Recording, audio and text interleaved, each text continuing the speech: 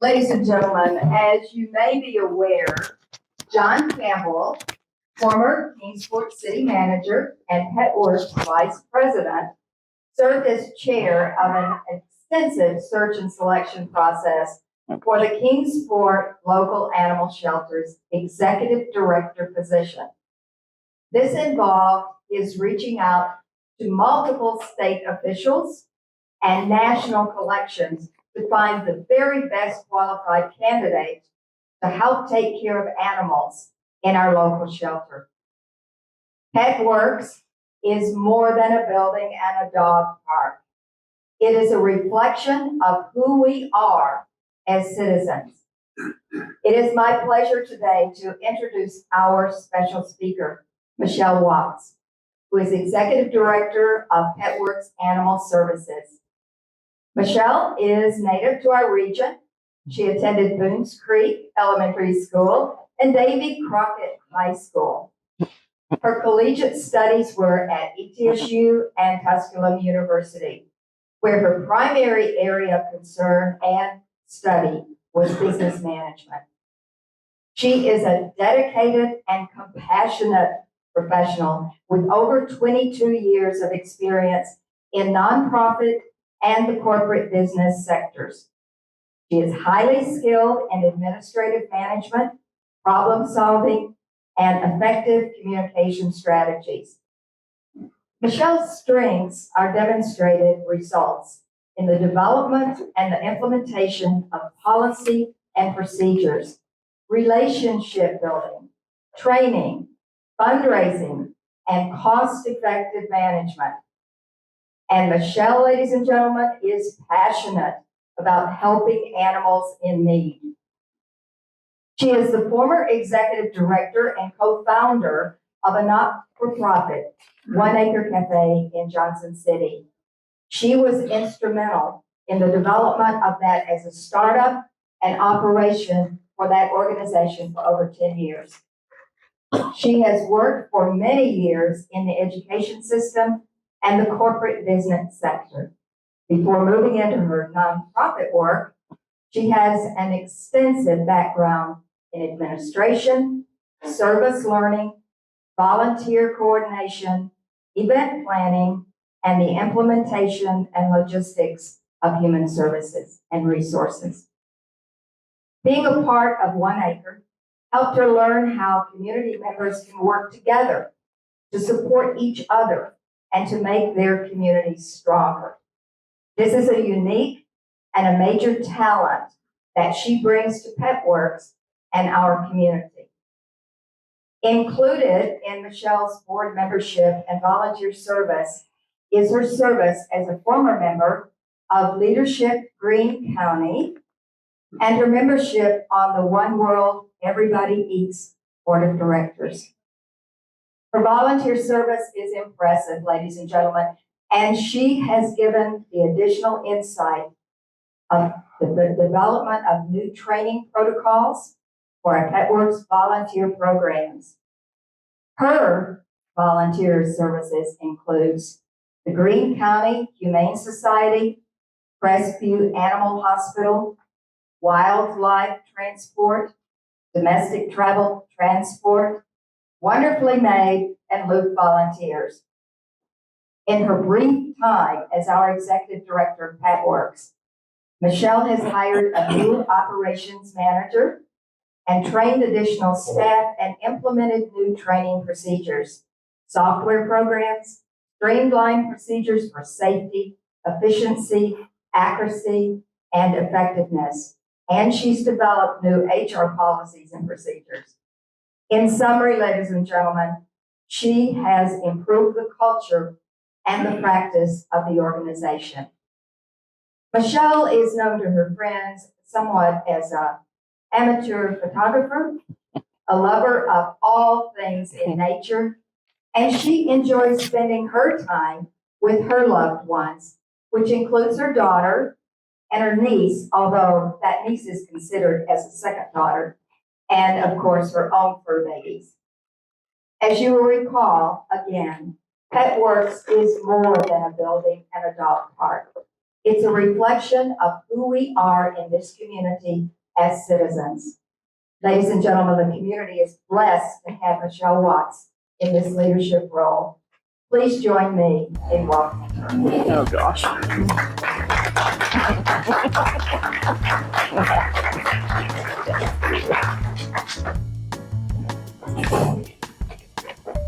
Good afternoon, everyone. Thank you, Dr. Mary Lee, for that introduction. I don't know if I can live up to that, but it was a great one. Thank you. All right. So, of course, as she said, my name is Michelle Watts, and I'm the executive director at Petworks. Our mission is to shelter, care for, and rehome adoptable animals. And I'm having to do this manually, so bear with me. So this is our current board of directors. Several of them are here today. It's dark and you can't see them, but I'm sure most of you recognize these names. We're very blessed to have such a great board that's very active in helping the shelter do what we need to do. This is our current leadership team at Petworks. As Mary Lee mentioned, Brianne Mellon is our new operations director. She's been with us since October as the manager, but has been a volunteer for quite some time at Petworks and has helped implement a lot of changes there. So we're very proud to have her. She comes to us with a very strong management background and is just working really hard to get the staff where they need to be and train them and teach them well. And it's just been awesome to have her there. The other lady is Selena Brown. She's brand new to the organization. We just recently hired her part-time as our behavior and welfare manager. She was a behavior specialist that worked with ASPCA and other animal organizations in training difficult dogs and working to make sure that the most dogs were able to get homes, because we have a lot of difficult ones in this area. Our shelter at all times is full of pit bulls. So we're working with them, and she will be working with them to make sure that they are adoptable before they go out. And she's also going to be training staff on the correct way to handle animals, training them on safety and providing animal care for us. So she's only part-time right now, 10 hours a week, because she's seeking out her master's degree. So we're happy to have her there, and hopefully we'll get funding to bring her on full-time one of these days. Okay, so who does Petworks serve? Your friend and mine, John Campbell, gave me this map to show you. The gold areas, of course, are the Kingsport city limits. We are primarily the Kingsport shelter. But as you'll see, the red outline is the Kingsport annexation corridors. And we all know that animals don't recognize borders. So we know that we end up with animals from Sullivan County. In fact, our ACO received an emergency call last night about a cat that had a can on its head. And even though that address was technically in the county, he still went out and saved the cat. So Kitty's doing well and is living its life best. So let's talk about what's happening at Petworks. This is most of the staff. We have 19 staff members, 6 full-time, 13 part-time. So these are our staff members here, and that's Layla. She just recently got adopted. So what we're doing is going through a lot of training, a whole lot of training, learning new protocols for cleaning and new ways to make sure animals don't get sick, and just really doing our best to make sure that the most animals get out of the shelter. Bree has reestablished a lot of relationships with rescues. So we're doing rescue, transporting up north. Is that right? Yeah. So she's worked really hard on that. Bree and one other employee work with the rescue organizations, thankfully. So we've been really blessed to be able to get, especially cats. We've worked with some dogs, but mostly cats are the ones that are going up north right now. We've established community partners, a lot of organizations that help us with a lot of different things at the shelter that's needed. That particular incident we'll tell you more about in just a second. And then fosters. We've been trying to develop relationships with more foster homes, because even if we can get an animal out for a short period of time and then bring them back, they're more adoptable because they have time to decompress. The shelter life is very hard on them. So if we can give them just a few minutes or a few days of a week, even a doggy day out, it helps them. So come by for a doggy day out anytime. All right, so this is where we are on intakes. During the past 10 months, Petworks has taken in 1,500 animals. And as you can see, 52% of those were owner surrenders, or they were returned to the shelter after they had been adopted. We're operating with a managed intake right now. And so we ask people to make appointments, and, it makes it difficult. Sometimes we don't always have enough space, as you can see. We only have so many kennels and so many cages, but we try our best to get them in there and get them adoptable. This is generated from our new software system that we have. And I know it looks crazy up here, but this is just a small amount of the reasons that we get that they didn't get along with their other pets. They're scared in the home. They're too large. They're too active. They're aggressive. They've bitten someone. So there's various reasons that people are coming to us with their animals. Some of them they can't afford to take care of their animals. So we are using this to try and create new programs so that we can help people keep their animal. We want them to keep their animal in their home. So we are doing all that we can to help them with food, with other resources. So this is ongoing, and we're still developing this kind of stuff, but we're really excited to be able to do that.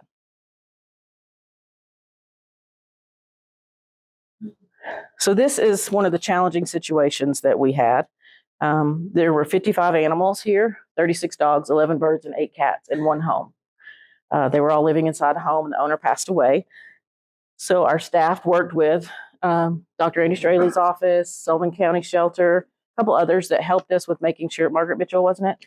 To make sure that they were all vetted, spayed and neutered, vaccinated, and now they're all living in good homes. The birds went to rescue, but every animal was adopted, and they're living their best life now. So we're really proud of that one.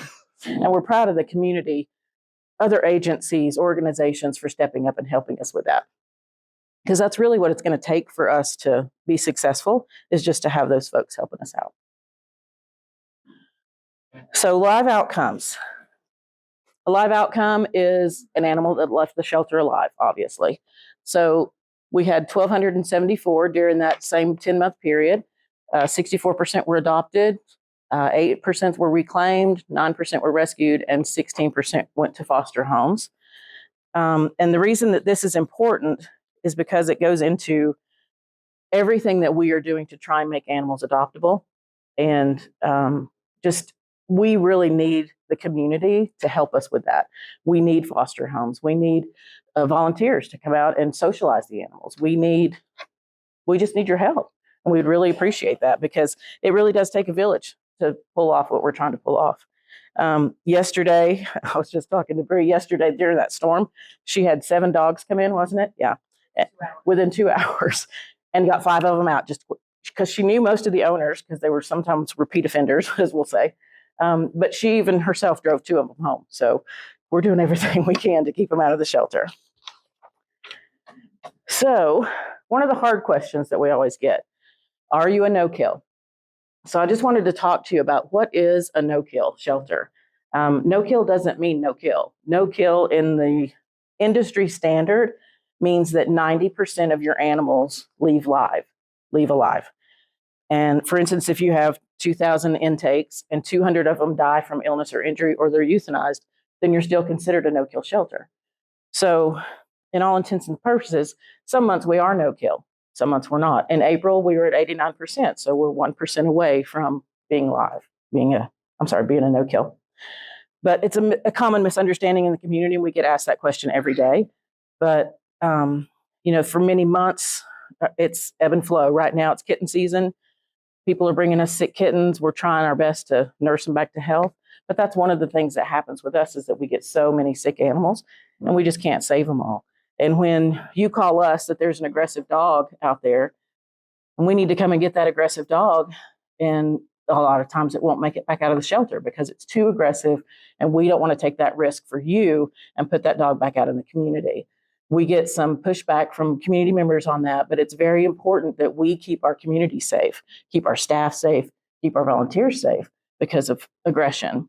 That doesn't happen often, thankfully, but it does happen. Most of the time we can work with dogs and train them and evaluate them and understand that, maybe there was a child that was aggravating the dog. It depends on, every situation is different. And that's one of the things that Selena will be doing for us, is helping us to evaluate those animals to make sure that they are adoptable. So she has a lot more practice at that than we do. So last year during kitten season, we had a lot of very sick kittens and cats coming to us every day in boxes, in crates, in totes. So it was pretty overwhelming for the staff. This year, we have about 48 in the nursery already and 20 in foster. So we're getting there again. But at one point last year, we had about 94 cats and kittens in the nursery alone. And we had about 200 total cats. So, okay, so this is animal control and what they do for our community. During this same month, 10-month period, they have gone out on 616 welfare checks. When people call and say, hey, this dog is not have food or water, they're chained up, we need you to check on them, our 2 animal control officers go out and do that. Injured animal rescues, 62, bite investigations, 70, 650 emergency after hours calls. This is after they're off duty. Their regular hours are, 8 to 5. And after they're off duty, middle of the night, they go out and help take care of the animals still. And picking up dead deer from the road, 355 in that 10-month period. And this is by hand. Now, we recently got a truck from the city, thankfully, that has a lift on it, so they won't have to lift them by hand anymore. So we're really grateful for that. So, as I mentioned, kitten season. We will be we will be swamped with kittens very soon. Like I say, our nursery's already full, and they're still coming. But as I mentioned, we have 48 in the nursery right now and 20 in foster. But, these are some items that we use on a regular basis. And if you have room in your home for a litter of kittens that can just hang out for a couple weeks until they reach adoption age, we would really appreciate that. They don't take up much space. Most of the kittens we have don't have to be bottle fed. We do get in a few that need to be bottle fed, but most of them, if you can just keep them out of the shelter for a couple weeks, it keeps them healthy, and then we can get them adopted out. That helps us so much. So workforce development. We partnered up with the Dobbins-Bennett Transition School to Work program, and these students came weekly, right? Yeah. Sorry, I keep asking Bree because she does so much of the operations work that I don't have to. They came weekly and worked in the shelter. They played with the cats. They cleaned out front. They were great, and we love having them, and we're hoping to partner with them and keep that partnership going. We also have students for their Hope Scholarship come and volunteer with us, and we really appreciate that. It's just great to get the young folks in there and give them some job skills, but also they bring such good energy to the shelter, so we love having them. Education. So these youngsters were from Early Act Club from Kennedy Elementary. So they came in and we taught them about spay and neuter. We taught them how to treat an animal with respect and dignity. And we taught them how to care for cats carefully, reach into the cage carefully so that they're not afraid and things like that. And they were great. They did a wonderful job, and we were so thankful to have them.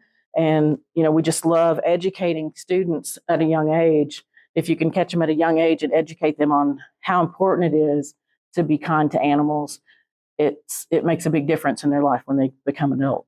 Because as we all know, if someone abuses children or pets, they probably abuse children or adults later in life. So it's good if we can teach them compassion. So this is what we taught them. Spaying and neutering is so important. As I was just having a conversation with Dale. If you have one female cat, she has 4 kittens, and then they have kittens. And then before you know it, you have 52 cats because of one female. So spay and neuter your pets. It's just really important.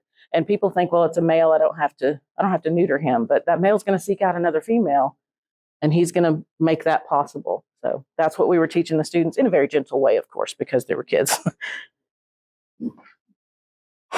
So dreaming for the future, everything that we do there's always more that needs to be done. Some of the things that Petworks dreams for is we already hired the behavioral specialist. She was one of our dreams, is that we would get someone like that in there to help us with these hard cases and help us to make those decisions and to train animals and train staff on how to handle them properly. We have big dreams about receiving enough funding to hire dedicated medical staff to provide excellent health care for the animals and reopen the spay-neuter clinic that we have there for us and for the community. Another big dream is purchasing a transport van and 2 smaller transit vans because our vehicles are older and they really need to be retired. So we're hoping to get funding for that. We also dream of new stainless cat condos because those are much more, I'll say, they're not germ friendly. It's much easier to keep them germ free when they're stainless. We can clean them better. And which is so important because, again, we get so many sick cats. One of the biggest dreams we have is paying off our building debt, which would free up additional funds for operating the shelter. So our revenue for the current fiscal year so far, just from July to April, you can see the City of Kingsport contributed $425,000 to our $822,000 budget. So we're very grateful for that partnership with them. Donations, you can see that. Adoptions, our annual furball event brought in about $58,000. Our capital campaign was $46,000, and then just other smaller fundraisers was $13,000. So we have another fundraiser coming up. This is our putt-putt for pets. It's on June 20th from 5 to 8. It's just going to be a fun family event. You can bring the kids out and have a good time. Sponsorship opportunities are available. See me if you're interested. And this is our expenses so far. Unfortunately, we have a lot of expenses that come up at the end of the fiscal year, so this will go up really high. But salary and benefits, $415,812. And that looks like a big number, but when you consider we have 19 employees, if you divided that by 19, that's about $22,000 a year each. So our folks are working, doing a lot of hard work for not a lot of pay. So that's also one of our dreams, is to be able to get enough funding that we can pay them better and provide them with better benefits. You can see the operation costs for utilities and supplies and things like that are $86,000. Medical care, so far we've spent almost $62,000. Fundraising, our auto and fuel maintenance, $15,000, and then audits, $14,000. So those are our biggest expenses. But at the end of the year, we're faced with large insurance for liability, for workers' comp, because we are a high risk place for staff. So we pay high cost. So those expenses are still coming. So this is just ways that you can partner with us. You can adopt, you can donate, you can volunteer, you can foster, you can sponsor a kennel, donate food and litter. We always need those. Ways that you can stay up to date. We have Instagram, Facebook, website. You can call us. You can come by anytime. If you need a tour, we'll take you on a tour. If you want to see how things have changed at the shelter, we're very proud of all the changes that have been made, and we would love to have you come out. And these are my babies. This is the most important part. So this guy over here, Domino, he's affectionately called Diablo because he's one of the meanest cats you'll ever meet. He's 14 years old, and he's my baby. The other two are my daughters that she adopted from Petworks as soon as I started working there. Sonny Boy was probably one that wouldn't have made it out of the shelter because he was quite troubled. But now he's fat and sassy and just a couch potato. He's sweet as can be. And then Ripper Sonny's raising Ripper, so he thinks he's a dog too. He actually sits in pants like a dog, and he's crazy. So that's all I have for you. I really appreciate you guys letting me come out and talk to you about this. Again, if you have any questions ever, reach out to me.